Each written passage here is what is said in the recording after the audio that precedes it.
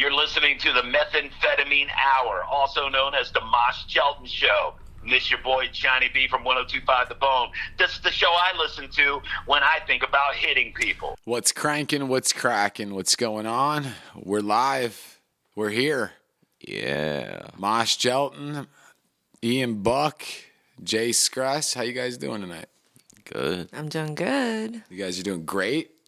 Yeah, phenomenal. That's amazing. More than great. You guys are just you're just great people. We're happy to be here. You guys are happy to be here. You feel great and you're doing good.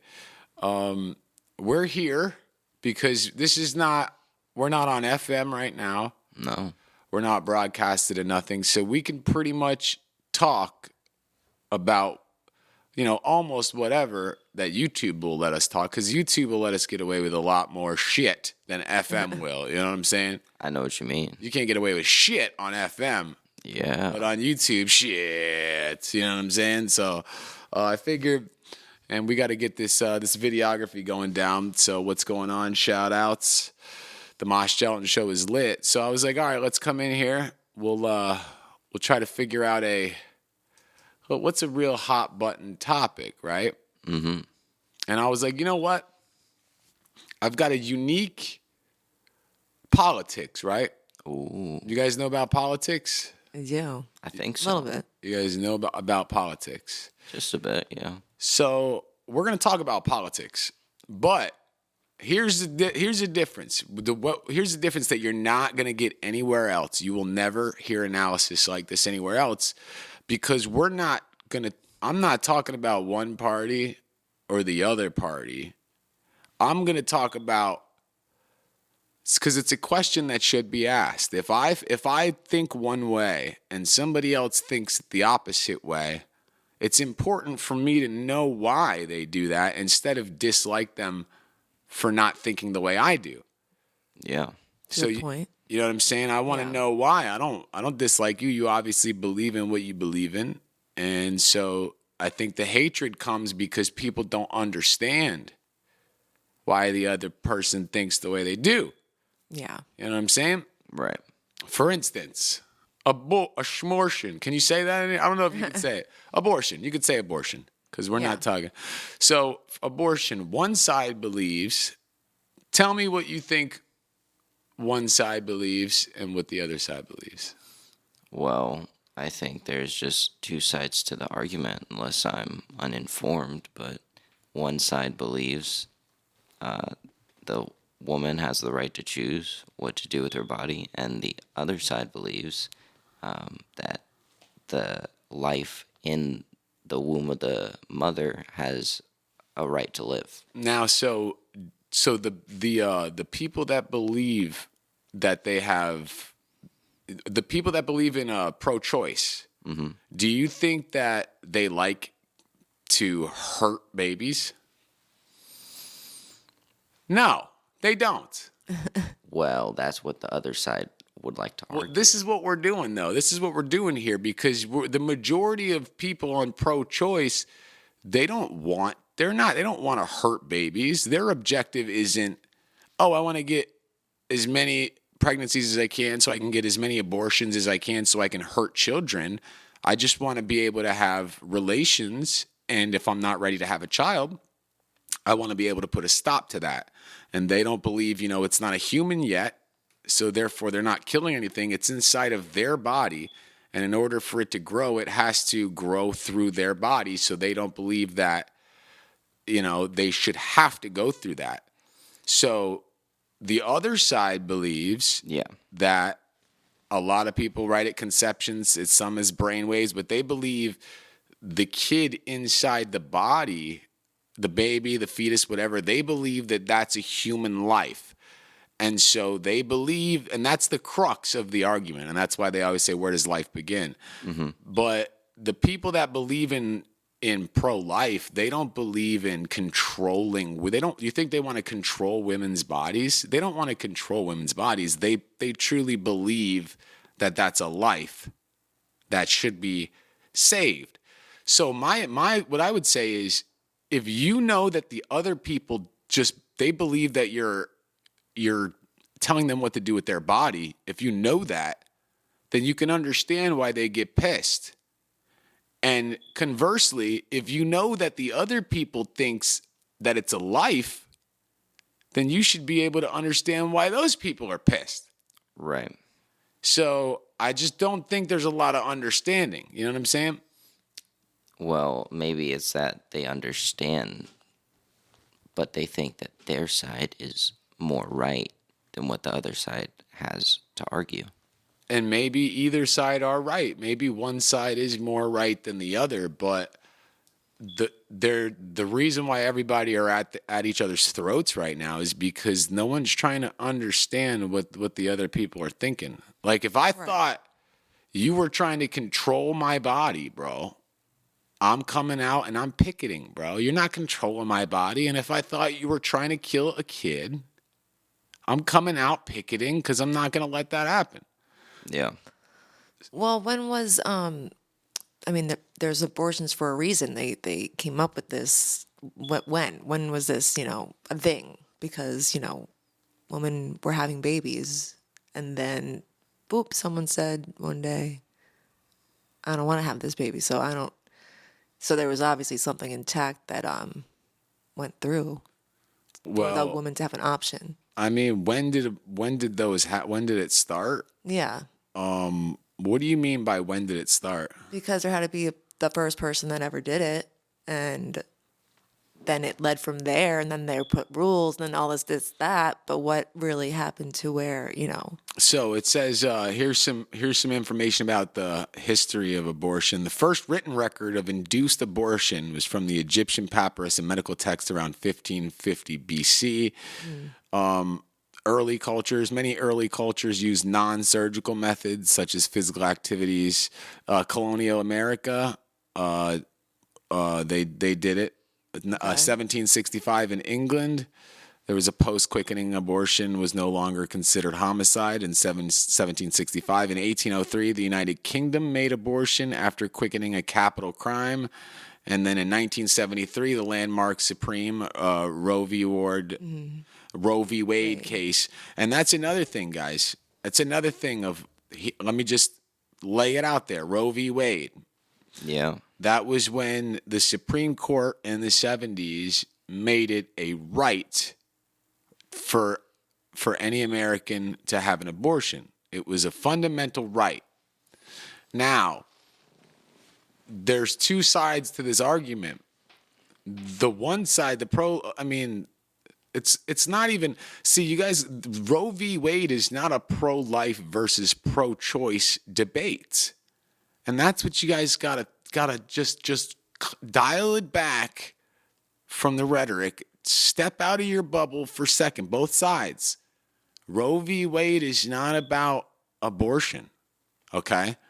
Roe v. Wade is about, does the Constitution guarantee abortion in it? And so one side says, in the Constitution that says nothing about abortion, therefore, as the Constitution prescribes, if it doesn't say it explicitly in the Constitution, then it goes to the states for a vote.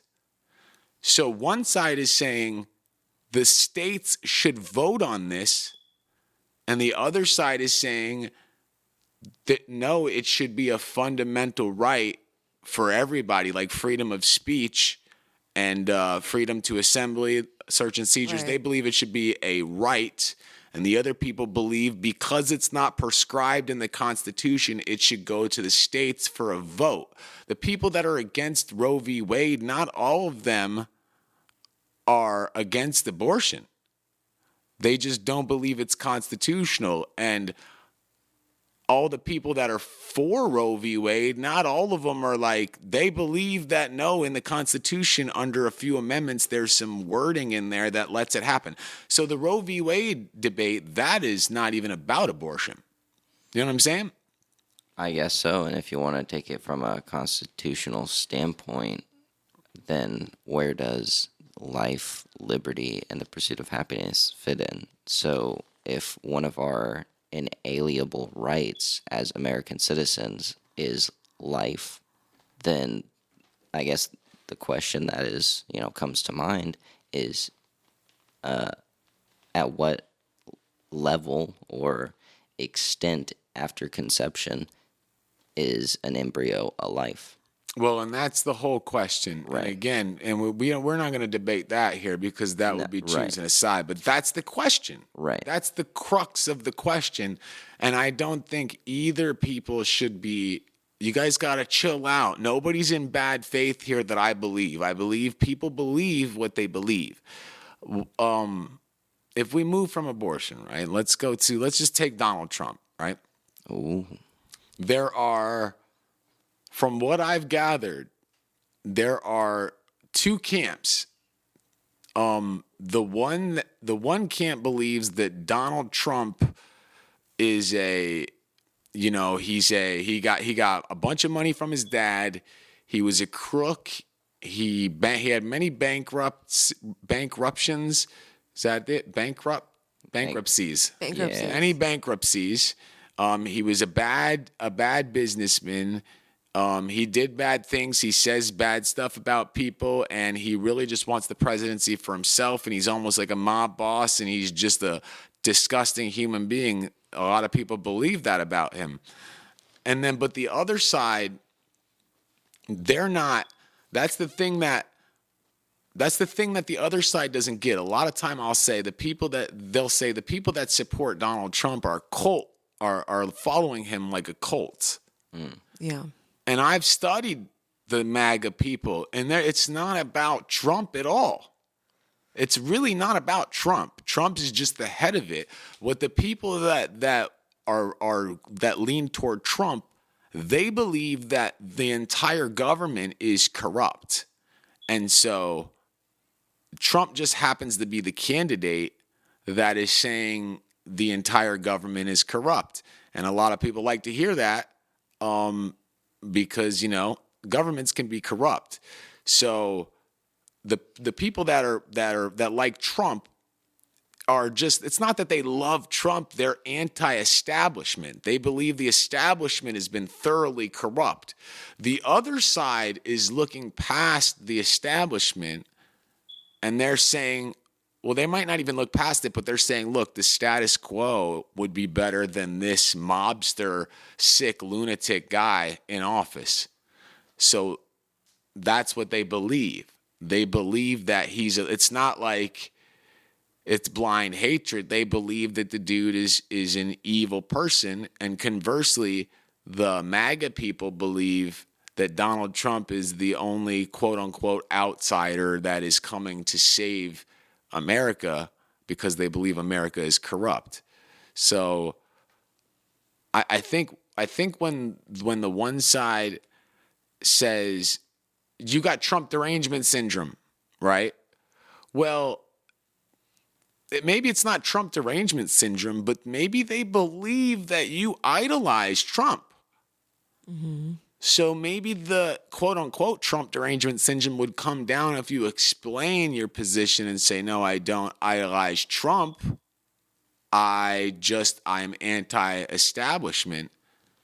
And then if you're anti-Trump and you think Trump's bad, he's the worst, he's a horrible businessman, and the other side believes that, I mean, what are you going to do? That's just what they believe. Yeah. There's nothing you can do. So you are going to be mad at you're going to be mad at somebody because they believe Trump is a bad dude and they're going to vote for somebody else. And sure, you're going to get a lot of people in your face.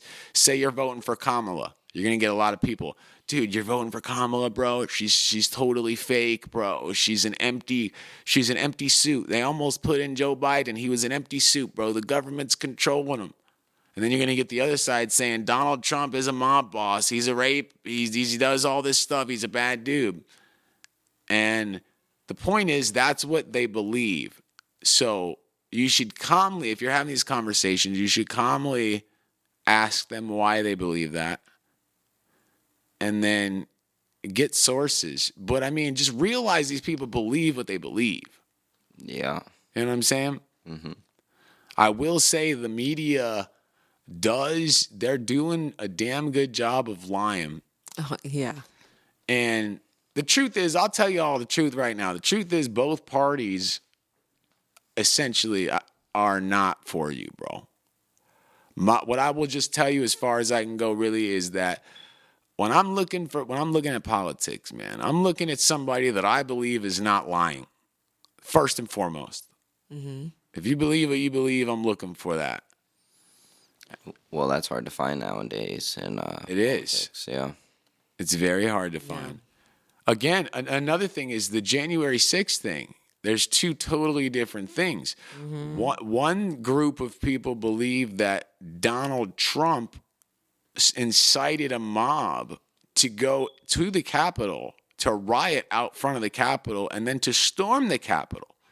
And the other side believes that Trump said, make your voices peacefully heard, and that they walked down there and then things got out of hand and there was some damage and some rioting.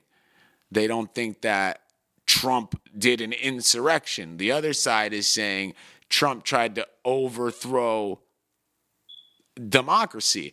But the point is, the people that have supported Trump, they truly don't. It's not like they believe he tried to overthrow the government and they're trying to convince you that he didn't. They truly don't believe it. And then the people that believe that he did try to overthrow they truly believe he tried to overthrow the government. So if you believed someone tried to overthrow the government, you wouldn't like to do it either. And then if you believe that people are saying that when it's not true, you're not going to like them. We got to get to a point where we can be genuine about these things, because I think a lot of people, I get in debates. I do debates all the time. It's all I do is debates and radio. And a lot of times people are arguing inconsequential points that's not really going to change them in the election. And it almost seems like everybody's trying to spin it to where every one of the people that you like are great, and every one of the other people that you don't like are horrible.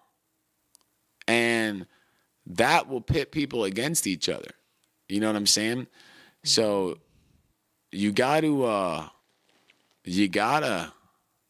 you know what I'm saying? You gotta stop fighting amongst each other. Have you ever gotten to a big, I don't get in fights anymore because I've been debating for so long, but.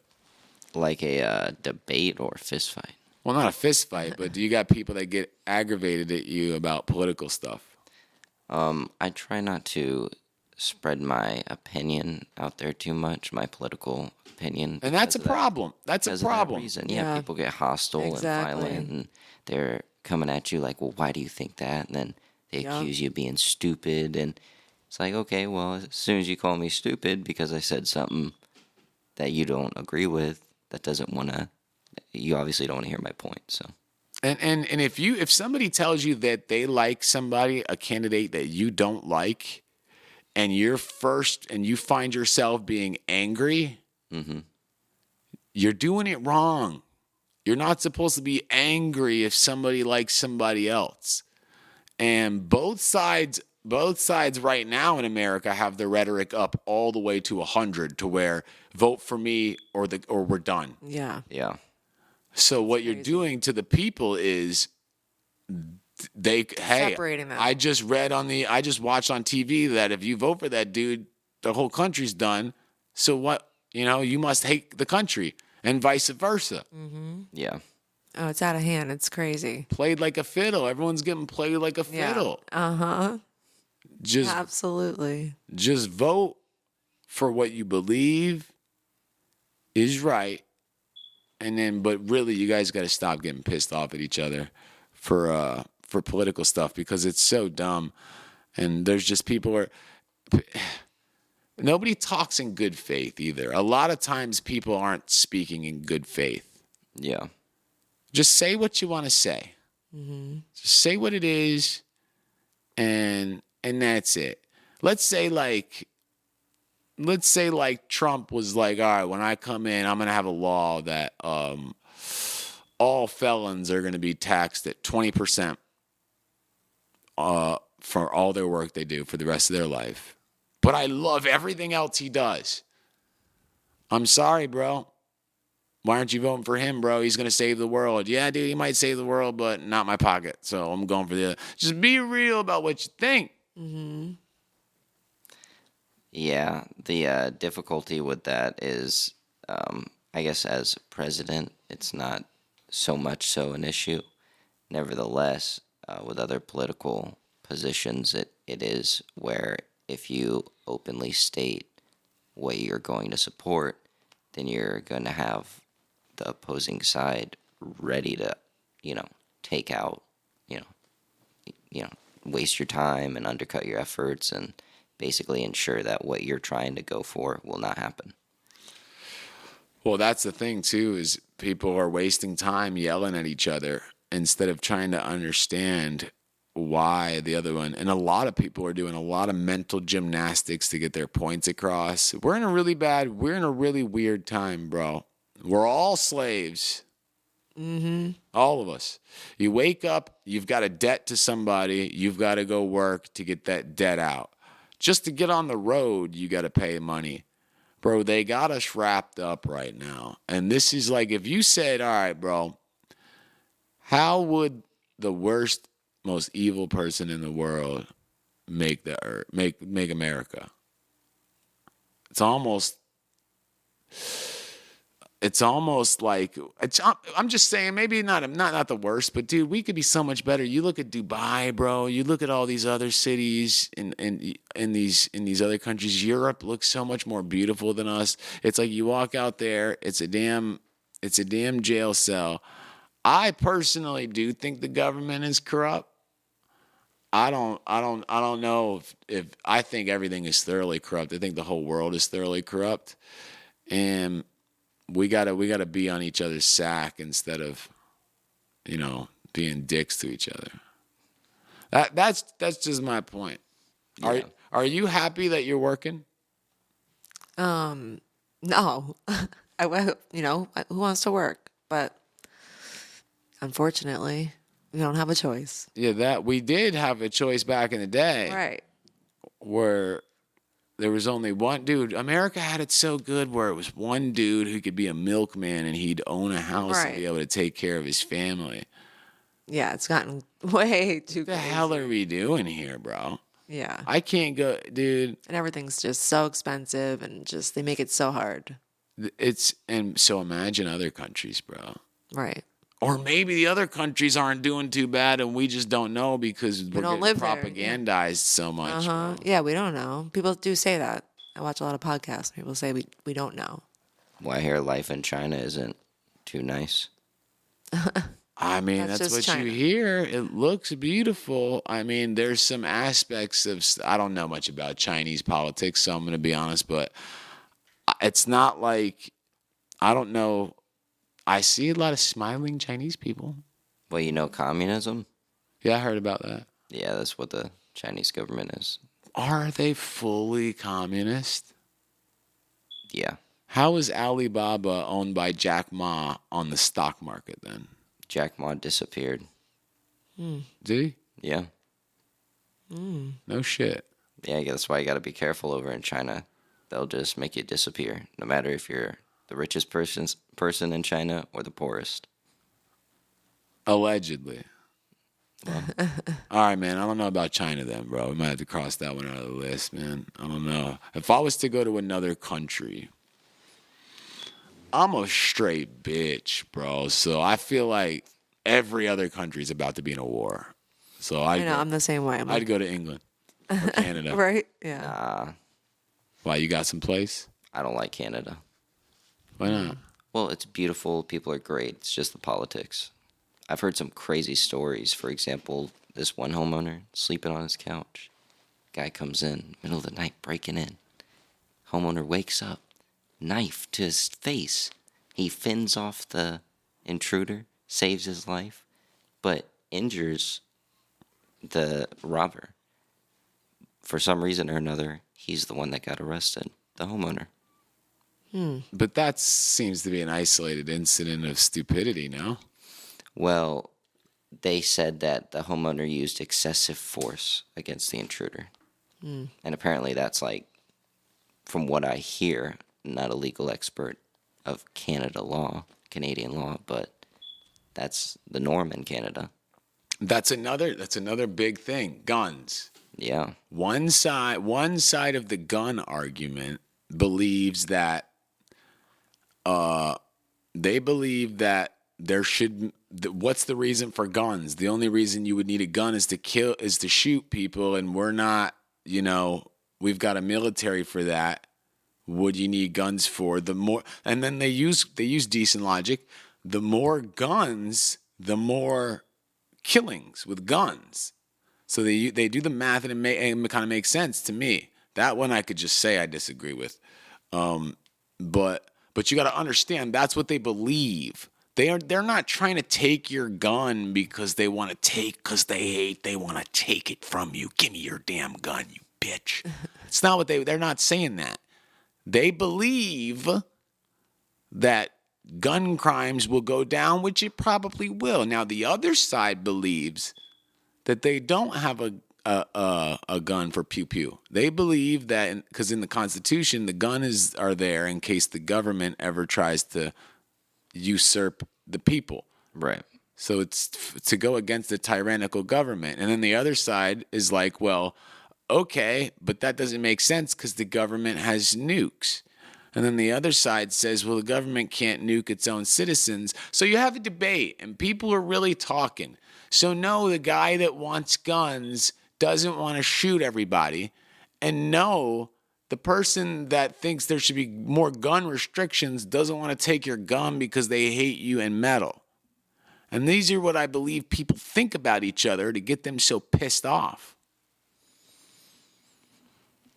I guess that's a lot of inflammatory topics. Nevertheless, on the, most basic of it, guns are essential to the American culture. That's where we developed our right to defend ourselves, to fight against a tyrannical government, and arguably that's one of the main reasons why nobody has tried to invade the United States, other than the fact that we're, sandwiched between two oceans, is that there's over 360 million people, and statistically, there's, I believe, 2 guns at least per American citizen.